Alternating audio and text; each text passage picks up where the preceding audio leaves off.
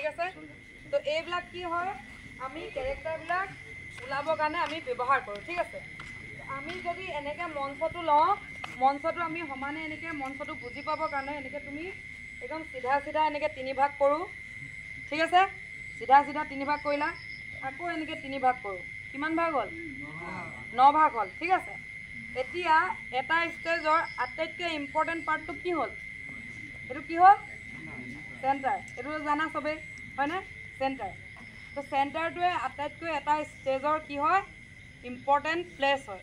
কাৰণ যেতিয়া আমি চেণ্টাৰত ৰৈ দিওঁ তেতিয়া চাৰিওফালৰ পৰা যিমান মানুহ থাকে মানুহে কি কয় আমাক দেখা পায় পচনীয়া মঞ্চ দেই ৰাউণ্ডটোত নহয় যদি আমি পচনীয়া মঞ্চলৈ যাওঁ ঠিক আছে এইটো এটা স্পেচ এইটো আটাইতকৈ ইম্পৰ্টেণ্ট মঞ্চ মনত ৰাখিবা দেই তাৰপিছত আমি যেতিয়া এক্টিভিটি কৰোঁ আমি যেতিয়া নাটকত এক্টিং কৰোঁ বা আমি যেতিয়া কেৰেক্টাৰ যাব লগা হয় আৰু আজিকালি মানে কি হয় এক্টিঙৰ বহুত বেলেগ বেলেগ পাৰ্ট আহিলে নহয় গম পাইছা নাই আগৰ দিনত যেতিয়া থিয়েটাৰবোৰ আমাৰ কেলৈ ইমান জোৰ জোৰকৈ কয় গম পাইছা নাই থিয়েটাৰৰ যেতিয়া আৰম্ভণি হৈছিলে ইমান বেছি ভাল চাউণ্ডৰ কি নাছিলে টেকনিকেলি চাউণ্ডবিলাক ইমান ভাল নাছিলে ঠিক আছে তো সেইকাৰণে থিয়েটাৰত কি হয় মানুহক দেখাবৰ কাৰণে মানুহ যিহেতু থিয়েটাৰততো 100-200 মানুহ নহয় হাজাৰ হাজাৰ মানুহ হয় 1500 2000 3000 ঠিক আছে তো কি হ'ল থিয়েটাৰত একটো আমাৰ মাতটো শুনিব লাগিব প্লাছ আমাক কি হয় এক্টৰক ভালকৈ দেখা পাব লাগিব তো সেইকাৰণে থিয়েটাৰটো টোটেলি বেলেগ তো থিয়েটাৰত যেতিয়া কথা কয় আমি বহলকৈ হাত মেলে দেখিছানে তোমালোকে আমি যদি নৰ্মেলি মা ভাত দিয়া থিয়েটাৰত কেনেকৈ কয় মা ভাত দিয়া শুনিছানে তেওঁলোকৰ এইটো কি হ'ল থিয়েটাৰী এক্টিঙৰ এইটো এটা হেৰি হ'ল যে তেতিয়াবা তেনেকৈ চলি আহিলে কাৰণ টেকনিকেলি চাউণ্ডৰ আমুক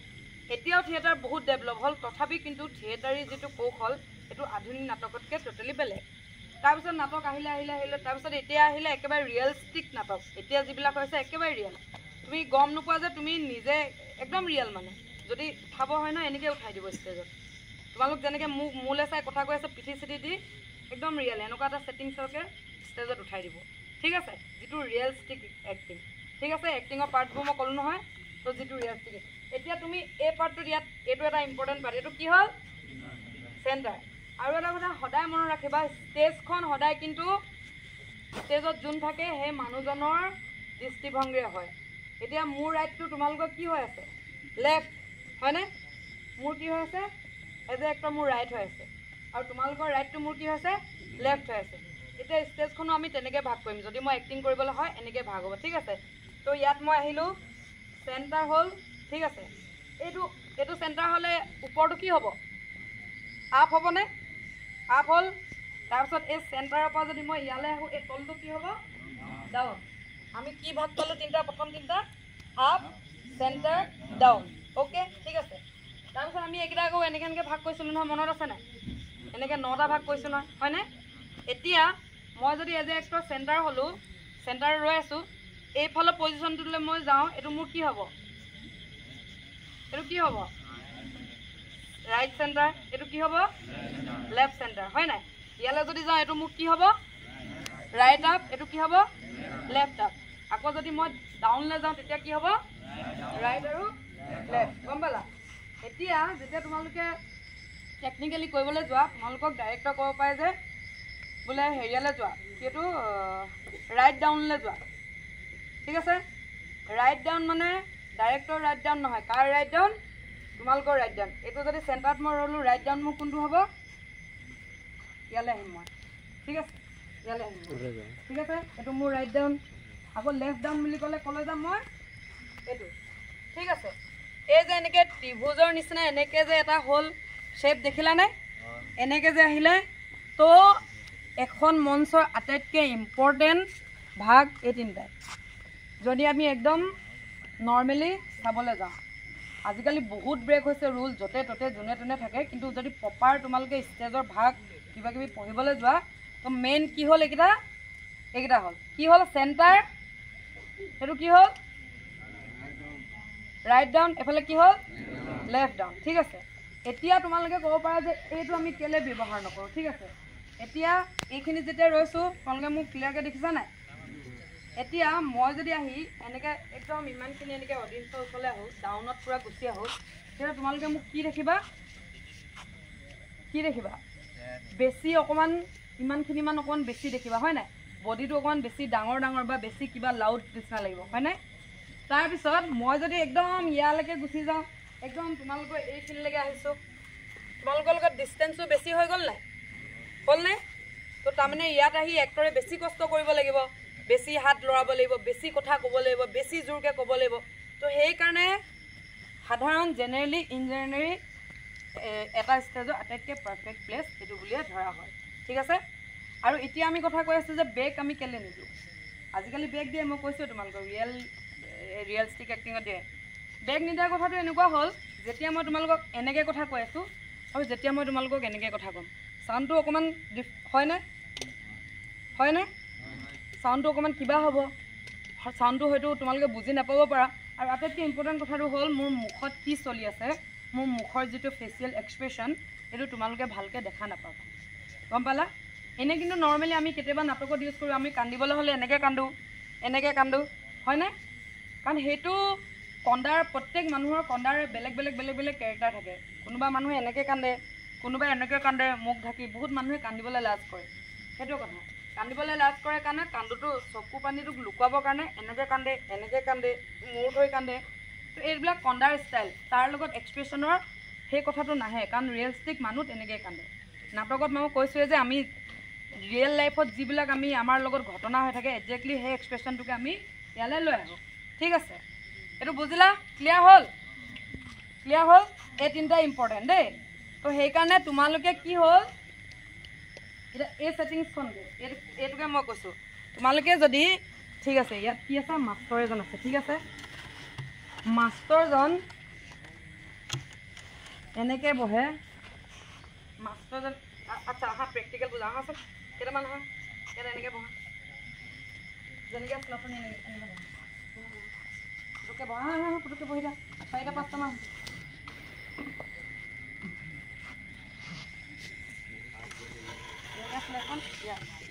ইয়াত এটা আহা মাষ্টৰ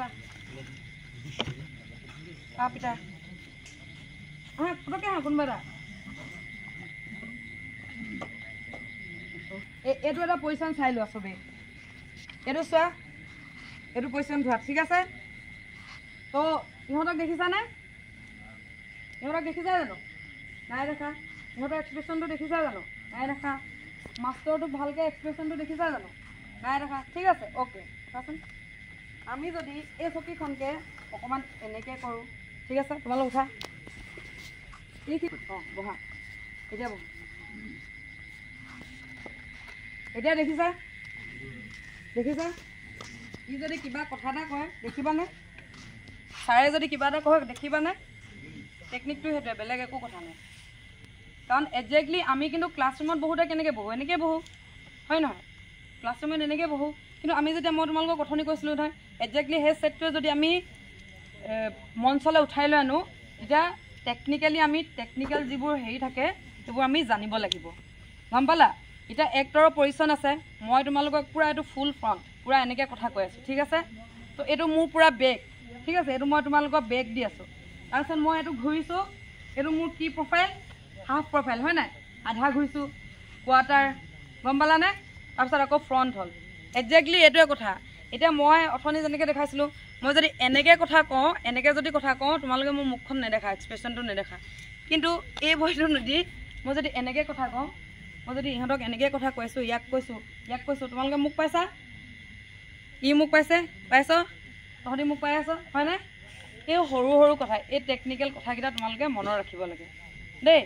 এইকেইটাই কথা বেছিক কথা এইকেইটা আৰু একো কথা নাই বাকী যেতিয়া কেৰেক্টাৰ আমি যেতিয়া নাটকত যাওঁ যিকোনো এটা কেৰেক্টাৰ কৰোঁ আজিকালি বহুত হেল্পফুল আমাৰ লাইট দি আমি বহুত কাম কৰিব পাৰোঁ মিউজিকত বহুত কাম কৰিব পাৰোঁ এক্টৰৰ কষ্টই নাই আজিকালি এক্টৰৰ একো কষ্ট নাই তুমি জাষ্ট ডাইলগ আজিকালিতো বহুত ডাইলগ নোহোৱা নাটকো হ'ল একো কষ্ট নাই একদম লাইট চাইট এনেকুৱা কিন্তু ডাইলগ নোহোৱা নাটকত বেছি কষ্ট বাৰু এক্টৰ কৰিব লগা কাম একো নাথাকে যে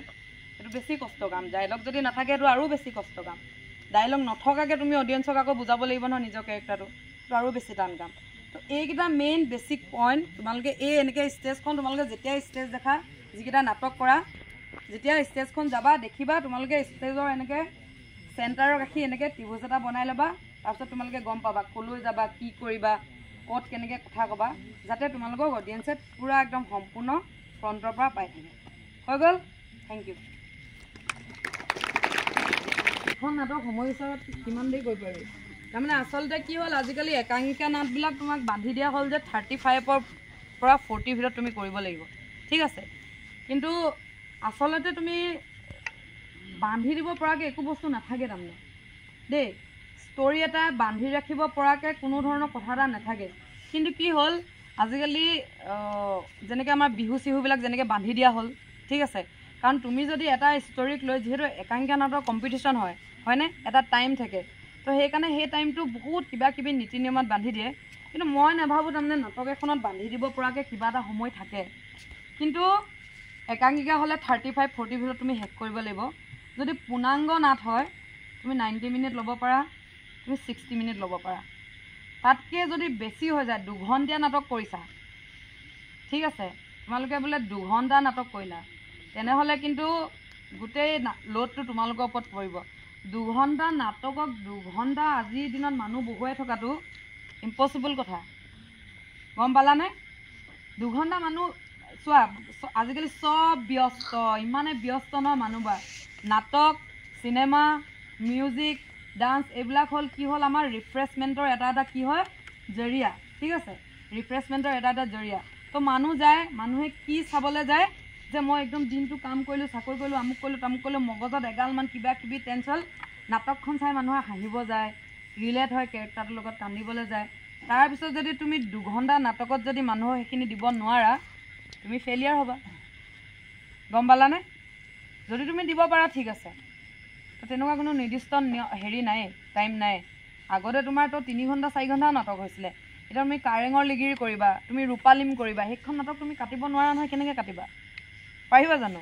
জ্যোতিপ্ৰসাদে যেতিয়া লিখিছিলে তেতিয়াই লিখিছিলে তাৰ ডিউৰেশ্যনটো তুমি 2.5 ঘণ্টা 3 ঘণ্টা ল'বই কাৰণ তাত গান আছে তোমাৰ ডান্স আছে তোমাৰ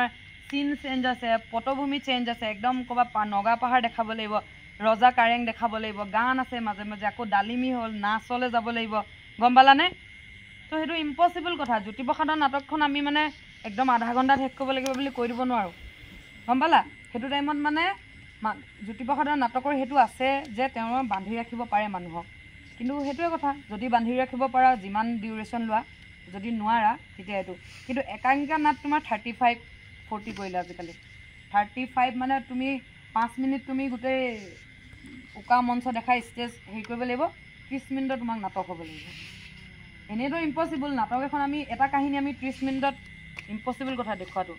কিন্তু উপায় নাই বহুত কথাত হৈ গ'ল থেংক ইউ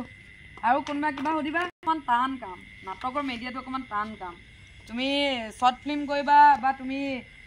এইটো মিডিয়া কাম কৰিবা কেমেৰাৰ তোমাৰ 10 বাৰ বেয়া হ'ব 10 বাৰ তোমাৰ ৰিটেক কৰি কৰি কৰি কৰি ভাল কৰিব কিন্তু নাটকত তুমি 10 দিন 15 দিন এমাহত যিটো শিকিলা তুমি তোমাৰ কোনো বেলেগ চান্সেই নাই তুমি যদি ষ্টেজত ভুল কৰিলা তুমি ভুল কৰিলা অডিয়েঞ্চক ৰ'বলৈ মোৰ ভুল হ'ল ডাইলগটো ৰ'ব আকৌ শুদ্ধকৈ মাতিছোঁ বুলি ক'ব নোৱাৰা চেণ্ডেল উলিয়াব তলত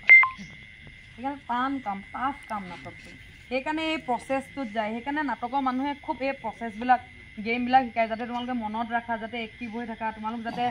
একদম মনোযোগী হৈ থাকা তোমালোকৰ যাতে কাৰিকুলাম বা এক্টৰৰ লগত তোমালোকৰ যাতে এটা হেৰি থাকে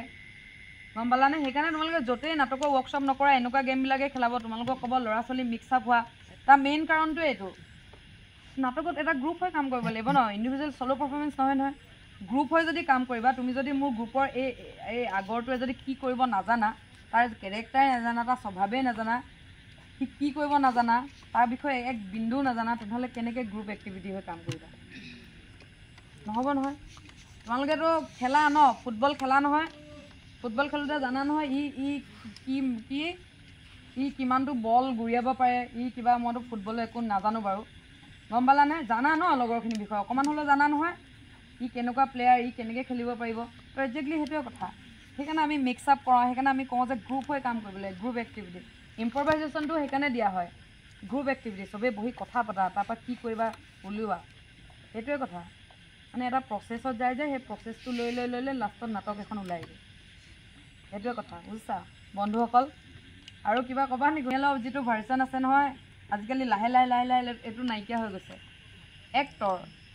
এক্টৰ ডাইৰেক্ট এক্টৰ গম পালানে? হ'ল আৰু কিবা সুধিবা?